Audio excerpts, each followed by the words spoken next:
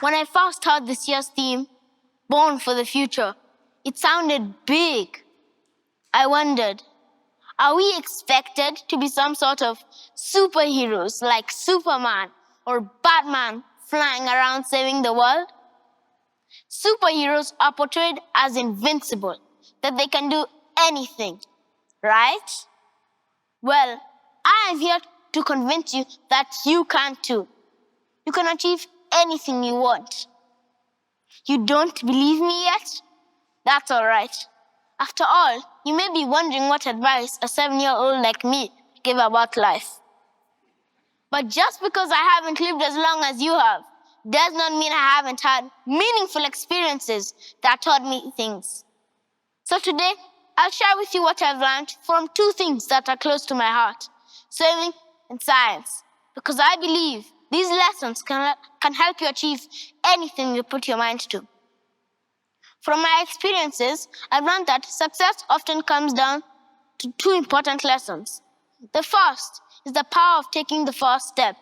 And the second is the willingness to change your approach when something isn't working.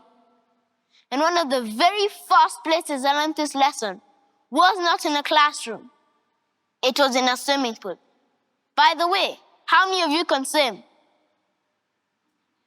I see a few hands, and that's marvelous. I'll take you back to the first time I entered a swimming pool. I was scared.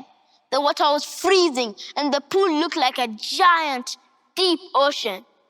And even though I was small in size, and I was only 3 years old, the water didn't seem to care.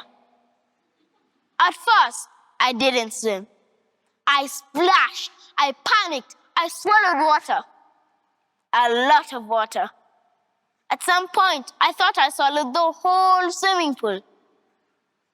But one day, during practice, my coach noticed that I was still struggling to swim, and he told me something that changed everything. He told me to focus on the first step. The first step, he said, is to trust the water and its power. If you stop fighting, it will help you to float. And that is the day science entered the pool with me. That day, I learned about buoyancy. That's a big word for a small human like me, right? Buoyancy means the water pushes you up, like an invisible hand saying, do not worry, I've got you. Honestly, I wish homework had buoyancy too.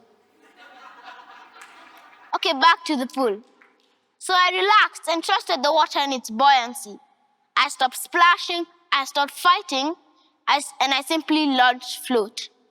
That experience taught me that whenever starting something feels difficult, the answer is simple. Focus on the first step, whether it's in a classroom, going through a challenging math concept, or at home, learning how to handle a chore. The second lesson is equally important. The willingness to change your approach when something isn't working. And interestingly, I didn't only learn this lesson in a swimming pool. I discovered it again in science. In my science class, we don't just read from books, but don't tell my mom, she's my science teacher. We experiment, we test, we mix, and we observe. But sometimes the experiments fail. Sometimes the reactions do not happen. But when that happens, I don't cry, I don't quit, and I don't say I can't do this. I test again.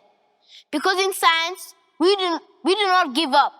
We keep experimenting over and over again.